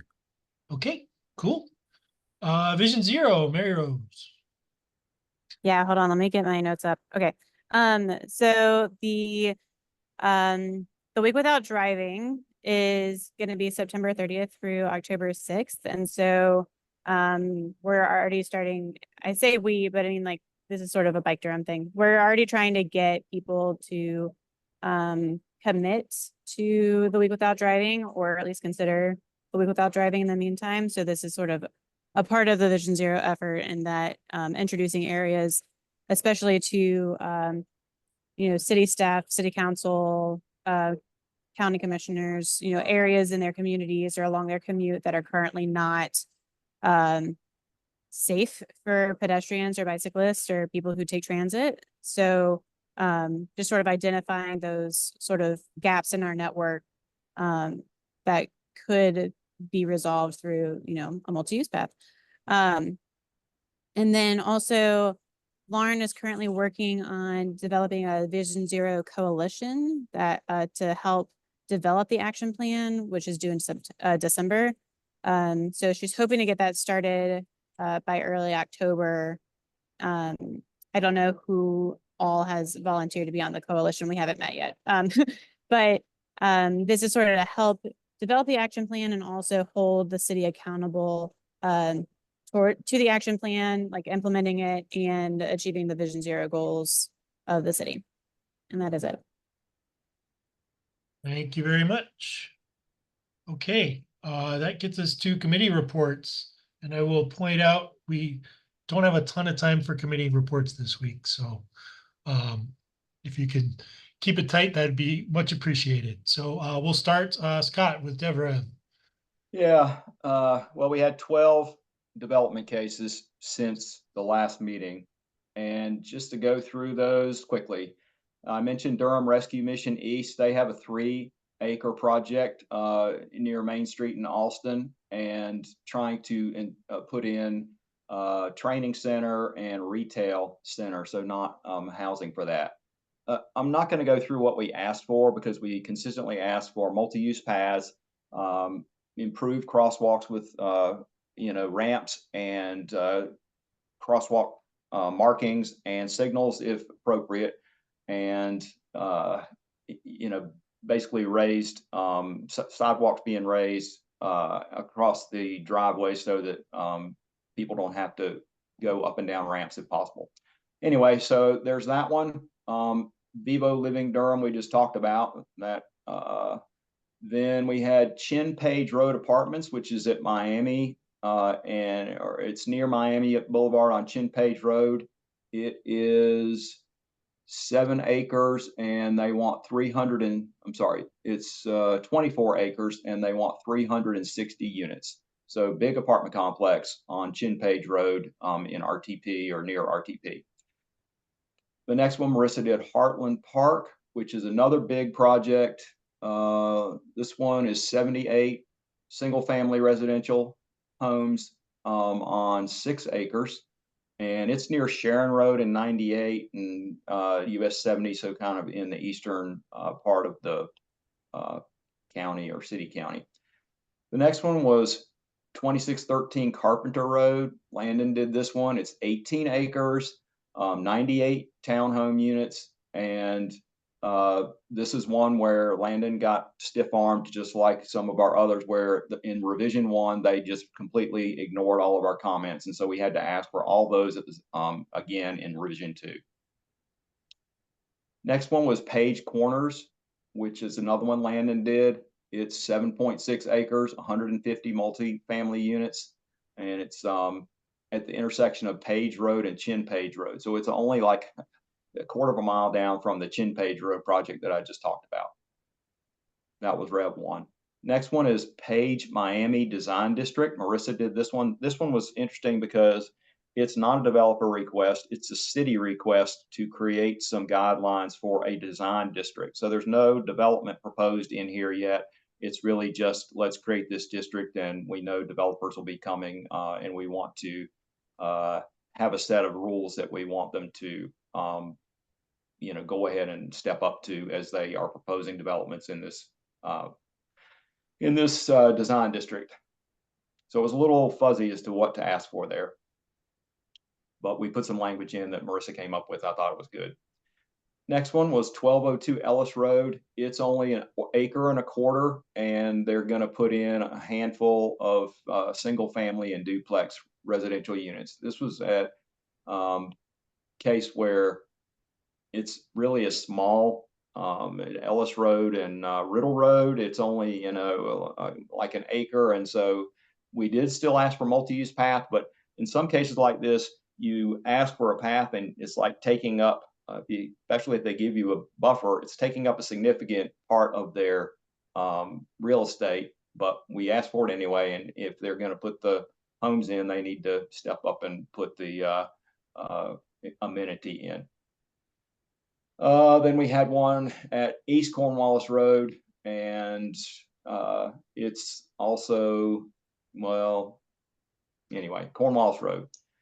Another one, Davis Park West. This one is Davis Drive near Hobson, a big, let's see, 11 acres, and they're putting in a couple of hundred units. And so this one, they also, no, this one has 500 units.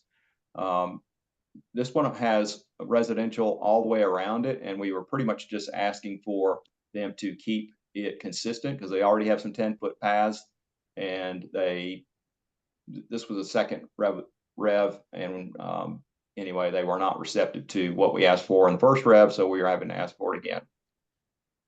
The next one was Vivo Living Ivy Creek. It's the same developer that did the Vivo Living Durham, but this one is at the intersection of Chapel Hill Road and Old Chapel Hill Road and Martin Luther King. And it's another one that is a hotel that's converted into residential, and it needed sidewalks and it needed more pedestrian and bike amenities, and they pretty much said, no, we're not doing anything. So we asked for all the same stuff again. So that's it. And then we already have 6 more for this coming month. So it's busy time, and you can see that we've got projects in RTP. We have some in Northeast Durham, and we've got some sort of sprinkled into existing areas in Durham. So it's a lot going on. I can see how for Carl, it would be really hard to keep up with these because you know, it's a challenge for us to keep up with them, but when you're trying to understand what comments we have, then and what things to really push on, I know that's difficult. All right, I'll stop. Thank you very much, Scott. Another busy month on DevRev. Community engagement, ideal. Hey y'all. So at our last meeting, we decided that we are going to pivot the content of the September meeting that's going to have our skinny BPAC agenda so that we can turn over more of the time to discuss the progress or status of a variety of different plans that impact biking and walking in Durham. And so our committee wasn't able to get as far along in the way we'd want because this information lives across a lot of different brains and in a lot of different spreadsheets and pockets. And there are just a really long list of projects named in all of the plans that we reviewed. So Bike Durham actually did get a little further along in the way they were structuring their view of sort of creating like a summary or a sense of feedback through a more like case study model than trying to put a metric to each project to create a more thorough, comprehensive scorecard. A project like that, we're now learning, would take a whole staff person and probably 6 months to a year to get all that information from the respective places. So we're gonna turn the floor over to Joe, and I believe Ed has reached out to him already to see if he would be able to join us at our next meeting. And I looked up whether or not, and so he would do a brief presentation. We would have our skinny agenda. We'd turn over presentation time to him. He would do a presentation, and then we would have some Q&A with the community about what he shares with us, since they, like I said, have gotten further along in coming up with some more concise case studies and about what to say regarding the nature of progress on plans that impact biking and walking. And for the new folks, what I mean by plans, I mean things like the bike walk plan, the transit plan, things like that. Now, the trails and greenway plan, things like that. So I looked up whether or not we could have it at the Durham Library, and believe it or not, because they require you not book things until 30 days out. They do not have the room I was hoping to book available, and the largest room they have is 24, can host 24.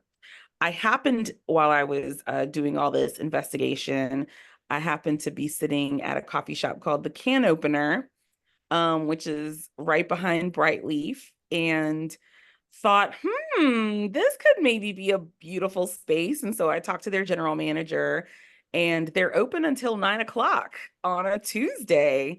And they have They have really great food trucks.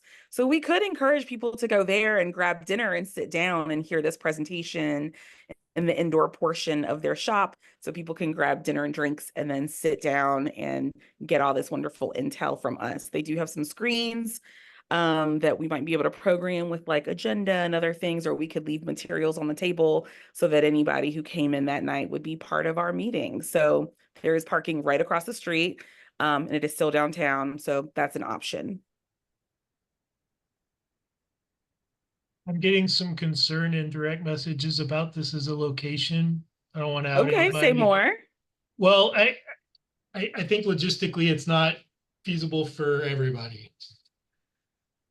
Okay, say we- more, because I don't understand what that means. Yeah, I'm happy to speak up. So Brian Okay. is not going to be available. I'm going to be stepping in and chairing, already at great cost in my personal life for that evening. So to then have to figure out how to do this remotely, you know what I mean? To like have the Zoom, because we want to record them. I know that that's been really challenging for us. I would just vote for where we have it already publicly listed, please. I don't know that I have the time and wherewithal to help figure out how to do it. If somebody else can run the Zoom pieces of it so that Hannah and I can focus on the other part, that would be great. I would just ask that if it comes with a venue move, that piece be taken care of, please. Yeah, and I will say I have strong reservations around that opinion because City Hall is not a place people like. I'm going to say that one more time. City Hall is not a place people like. People come here to pay their water bill or contend with complaints and problems that they're having, not because they're having a good day. I hate to say that, but No, unless you're that's receiving fair. reward, Absolutely. people don't come here because they're having a good day, and certainly not the general public that is deeply impacted by these issues. So part of the choice of a place like a library or a restaurant, if we're saying that's the capacity issue, then let's just say that, and I'm happy to take that on, because it's incumbent upon us to try to remove the barriers from people accessing information to figure that out. If you want me to even run the whole damn meeting, I will do that as well. So within this group, there's like, I don't know, 20 of us on the screen at this point.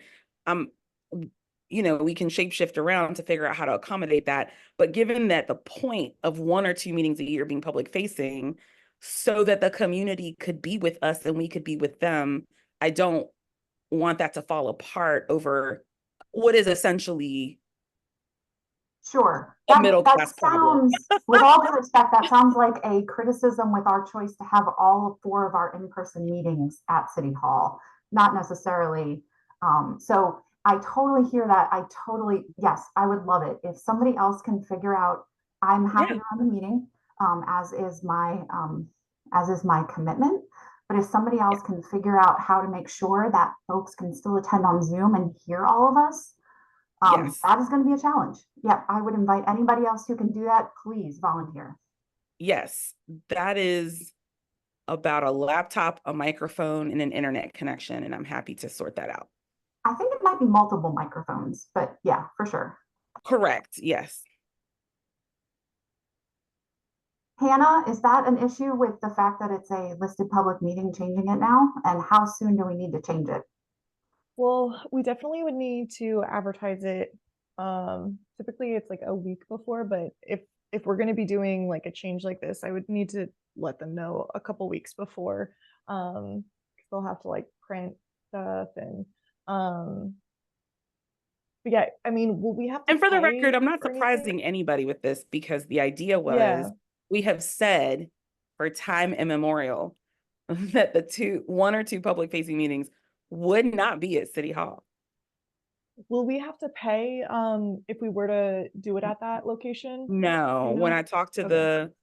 the person, the incentive for him to allow it there is that Tuesday is a particularly slow night for them. They stay open till 10 and the food trucks are there until 9. So the idea that the food trucks would get some traffic True. on a slow night is their incentive. Okay. And is there enough like seating? I've been there once before, but like did it seem like a good spot that we could actually have like all of the commission members be Yeah. able to like There's- see each there's at other and least- talk? Yeah, there's at least 40 seats on the inside. So I'm happy to take a picture tomorrow and send it to you, Hannah. Okay, and they said that we could, yeah, like really. Yeah, there's like a take the little nook inside. in the corner where like you could easily like stand there and say things and say it out to the rest of the audience where people don't have to walk in front of you to get around. So it's, you know, I spent all day there today judging it out, trying to figure it out and talking to other staff and making sure it would be a warm and friendly place and kind of understanding all those logistics, including like, is there a cost for parking across the street or anything like that? Are folks familiar with where I'm talking about? Yeah, ideal. The place is like within a 10-minute walk from where I live. And I've been there before, but you were there today and all day. So you can probably speak to this concern that I'm having as my gears are churning. From my recollection when I was there, the path to get through to seating or inside, it was kind of clunky to the point that I would be worried. It didn't seem, my worry would be with someone with mobility issues, that it would be difficult for them to get around that venue. And I was hoping you could speak to that, given that you're probably more familiar with the space than I am, but that was just an observation that I had when I was there. Yeah, if you're coming in through the side door with the like roll-up garage door, I agree with you. There's another door that leads straight into the inside that faces the sidewalk in front of the little ice cream bus. So you don't have to Perfect. go Okay. through the picnic tables.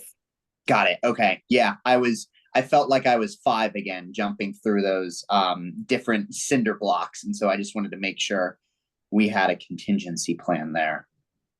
Yeah, there's a shortcut through the front and we can always put a little sign there. Yes, I think signage would be really important. Yeah, I have 3 A-frame signs on my front porch right now. Okay, here's what I'm hearing. Ideal scoped out the venue. And you think the technical and logistical issues raised are tractable, and you're willing to take responsibility for making sure that they are. Is that fair? I will talk to Hannah and figure that out tomorrow. If Hannah has availability tomorrow to talk, or Thursday, because I do want to honor the fact that they want to have as much advance notice. Yeah, I think that's fair. And I think kind of everybody involved needs as much advance notice, like gear and all that. So if we could get to a decision in the next couple of days, I think that would be helpful. We maybe vote on it now if people are truly in favor of it. Kind of decide now if it's something to pursue. So the vote would be whether people agree with doing it, assuming everything's lined up, not. Yes. It's not binding that it be moved, but we are in agreement with moving it in principle, assuming we can execute. Is that fair? Yes. Everybody clear on what we're voting on? Wait, hold on. I've got another question. Make it quick, please.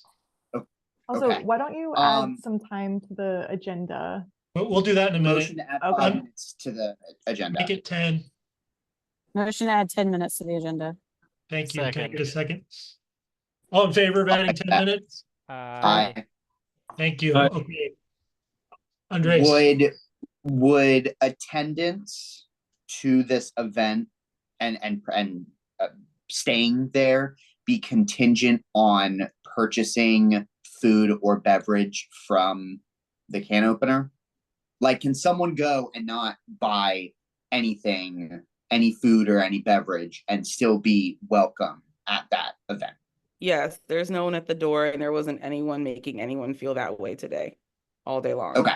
People came and went, said hello, talked to people who were already there eating. But my suspicion is if you're there from 7 to 9 o'clock, you're probably going to want dinner. No, I know. I just mean in terms of if there are people that want to attend this meeting but might not be able to afford, because those food trucks ain't cheap. And but yeah.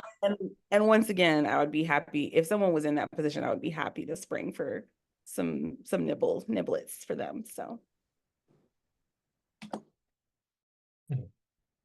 Any other questions before we put this to a vote? Can I get a motion? I motion that if, assuming all technical whatnot can be solved, that we have the next month's meeting at the can opener. Okay, Second. I didn't catch who made that second. Mary. Thank you, Mary. All in favor of assuming logistical issues being ironed out is done. We have our next meeting at the can opener on Gregson. Aye. Aye. Aye. And any opposed? Okay, One motion abstention carries. because I don't know the place, so. I don't either. I'm Sorry. abstaining. Okay, I'm going to Right. abstain as well. I'm noting 3 abstentions. Is that correct? We don't have to do a roll call. I just want that noted in the record. I So can't three- wait to send everyone pictures. Three votes abstaining and the remainder in favor. Okay, thank you all. And we've added 10 to the agenda. Thank you for doing that. Planning and policy. All right, I'm gonna go fast. We talked about a lot of stuff. The MPO is updating the comprehensive transportation plan. They had a kickoff meeting, and we should be mildly concerned. Carl, are you on the MPO, or is that just Javiera? I'm in that as well. Okay. Is there any But this is space? the Durham County transportation plan, right? I thought it was the MPO's transportation plan. There's a bunch of plans. Which one is it? The like big comprehensive transportation plan for the whole MPO It's is like what the I MT thought it was. Yeah. I think it's MTP. Yeah. Go ahead. I think that's what that. Yeah. Yeah. Is there room for one of us to be on a steering committee for that? I'll have to reach out to the director of the MPO, Doug Plashinsky. Let me ask him that. I don't know. Okay. Good question. I don't know. Because I know the old CTP is not good in that most of the 2-lane roads in this city, it says should just be widened to 4 lanes for no real reason. Is one of the examples of it being a bad plan. So I would like for one of us to have input on it because it's also like, you know, it would be good for us to get involved in the transportation planning to make sure I'll that check we're with- planning for Yeah. walkers and bikers. You know, it's a big priority for the MPO, I assure you. But let me check with Doug to see like what the, how folks can engage, whether in committees or input or whatever on that. Okay. And I'll get back to you. Thank you. Okay. Blah blah blah blah blah blah blah. We're trying to convince the UDO rewrite people to include a vehicle miles travel analysis be added to our traffic impact analysis that we asked for, and to have some requirements that they take steps to lower the VMT of their developments. Dale McKeel sent me a massive document for what Raleigh did in a similar vein that I have yet to read, but we're working on that. Blah blah blah blah blah. Blah blah blah blah blah blah blah blah. Blah blah blah blah blah. We're no, never mind. And there's the right-of-way withdrawal abandonment process in Durham right now. Kind of, if there's a paper street that doesn't have any like immediate plans to become paved, the city's kind of just doing a rubber stamp approval to let property owners just take that over, and then like nearby property owners, because it's owned by Durham currently, to take that over. And we would like to preserve more of our paper streets because we have a bit of a connectivity problem in our city as a whole, and also paper streets make great like pedestrian and cyclist pathways between places. So we're thinking about ways to put pressure on somebody to make that not just a rubber stamp anymore, and make it have to have some actual hurdles that people have to jump through. And if DevRev, I don't know if you get any of those, or if you just get rezonings, but if you see any like paper street ruining plans, if you could just say no, don't do this. This is bad. That would be great. Never seen one of those. Okay. Yeah, I didn't think that they would be big enough. The ones that I seen most recently was just like a guy owns a house on either side of this paper street and he wants to just take the chunk in between so that he can build a bigger house.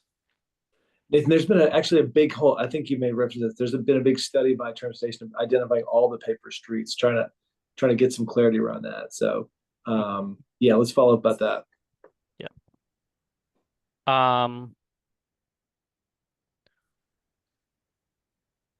It's 9 o'clock. Sorry. Speaking of the can opener needs a crosswalk. That was brought up by somebody at our meeting, was that it's a little. It they was had brought up today. Yeah. And then we need to push NCDOT about Roxborough and Mangum. I don't know what's happening, and I thought we were supposed to have a decision by now about whether or not they were gonna let us do the two-way. So update on that. Oh, sorry. Time's up thing. So update on that. So our department is working to get a meeting scheduled with NCDOT in the next couple of weeks because they have had questions and concerns. And so they're trying to get kind of all the people who have questions and concerns in the same room to be able to flesh those out and really get an answer as soon as possible. So yeah, still kind of in a waiting game on that. There's also I think $500,000, right, Hannah, in the so-called capital improvement plan this year to help fund that design work of Roxborough Mangum. So it's definitely transportation is working through that. And there's a lot of details in working with DOT, but so it's I'm thanks for the update, Hannah. It's definitely moving, but it's going to be a hard slog. I want to add, because it's something that I'm happy to bring to this group as well. I have done a public records request with both the city and the state on any communications related to this project because of the sort of delays and what seems like a little bit of lack of clarity. So we'll kind of see what comes of that when I get that response. And then that's it for me, because another item I was going to talk about is another item on the agenda.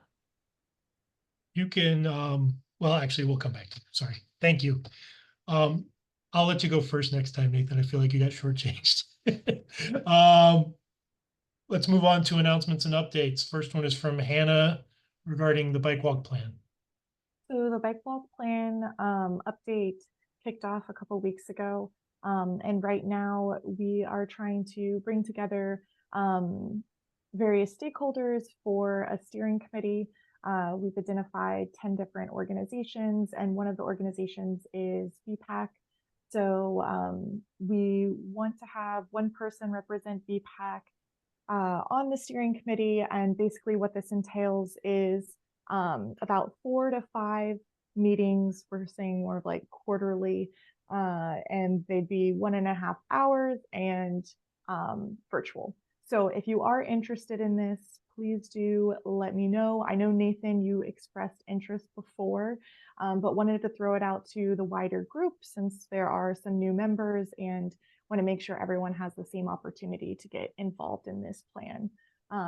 So yeah, I don't think we really have time to talk too much about it right now, but if you are interested, please email me either tonight or tomorrow, and whoever I hear from will be the person that gets selected. Okay, thank you. Nathan, you have the next one.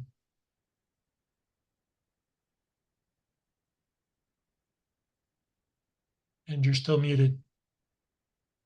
The next one was the comprehensive transportation plan, right? Yep. CTP. Well then, yeah, Carl and I just talked about that in the other ones. Great. That's it. Okay, great. Okay, I'm gonna go. I got a few more, but I'm gonna try to lightning round this and not have to extend the meeting again. One, mentioned this earlier. I'm gonna just mention it one more time. With Ideal rotating off officially, though unofficially still very much part of this organization, we will need soon a new community engagement committee chair. So if that's something you might be interested in, please let me know.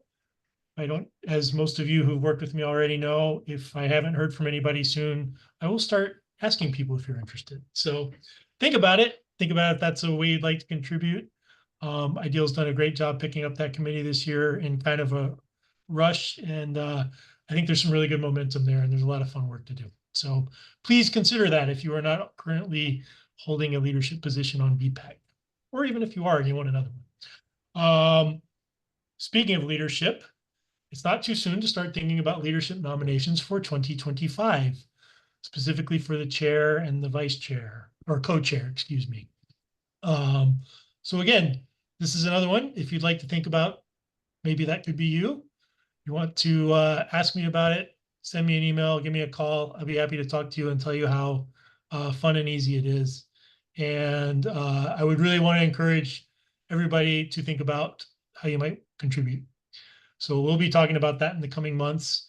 One thing I have also thought about is it might behoove us to do this before December, because the first thing the incoming chair has to do is plan the retreat. And that happens, I can tell you from experience, on a pretty quick turnaround when you take the job. So it might be helpful if we could do this maybe a month earlier, maybe aim for November to have that vote. You'd still get the job in January, but just think about that. So if anybody has any thoughts or comments on that, feel free to reach out to me and we'll hear more about this later. September meeting's kind of been discussed already. I'll communicate via email to the relevant parties, but we are going to compress the agenda to accommodate the outreach activities that the next meeting will center around. Specifically, committee chairs, I'm going to ask for those reports in writing ahead of the meeting. So you've been told now, not a week before the meeting now. Please go ahead and prepare those reports in writing and we'll just enter them into the record that way. That'll save us a lot of time. And we'll try to keep old and new business to a minimum for the next month's meeting. And plug for Brian for the date that Hannah sent out, so that we can incorporate those reports into our materials. I'm sorry, I don't have the date in front of me. I believe it was the 12th of September. Is that correct? Thank you for reminding me of that. 12th September, earlier, that's when those are due. And I realize, does that come right after the CE meeting? Is it the day of? Close to it? No, that's, I mean, I guess, yeah, 2 days later. Yeah. And just for the record, these can be bullet points, y'all. It doesn't need to be long. So just letting you know. Okay. That's it on announcements. Do you want to clarify October's date? Oh, yeah, thank you. There's a discrepancy between our usual meeting tempo, which is every third, what is today, Tuesday? Third Tuesday of the month, and what is actually listed on the website for October, which is actually the fourth Tuesday of the month. The 22nd. It can be updated. Okay.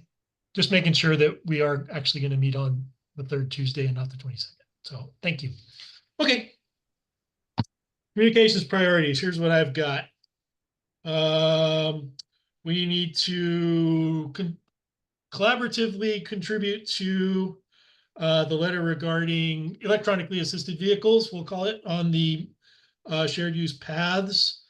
So if you've got input on that, please plan to either attend the P&P meeting or make those comments on the Google document, or both. You can also email me if that's easier for you. I'm happy to shepherd that stuff in. Second, actually the first one on my list is we approved the letter of support for the Safe Streets. So that's on me to make sure that gets transmitted. Hannah, I will send that to you and copy Lauren because that's how it came to me. Is that cool? Okay, great. 3, the design standards, we need to crisp that up. It's not really a letter yet, but I think the idea is we're going to focus it on the multi-use paths. And also DevRev is going to talk about it at their next meeting. Action for me to respond to Sean Egan, clarifying the scope of the speed limit sign requests we had in the bike audit. I'll take care of that. Ideal and Hannah are taking care of finalizing the venue for next month's meeting in the next couple of days. Just please loop Marissa and me in on that discussion. And that's it. Did I miss anything? All right, with a minute to spare, can I get a motion to adjourn? So moved. Second. And all in favor? Aye. Hi. Aye. Okay, I think we made it in time to hear the Obamas talk if you're in the midst of anything. So Thanks, everybody. Thanks, thank Brian. you for a great discussion tonight, y'all, and thank you for all your hard work. Bye. Have a good evening.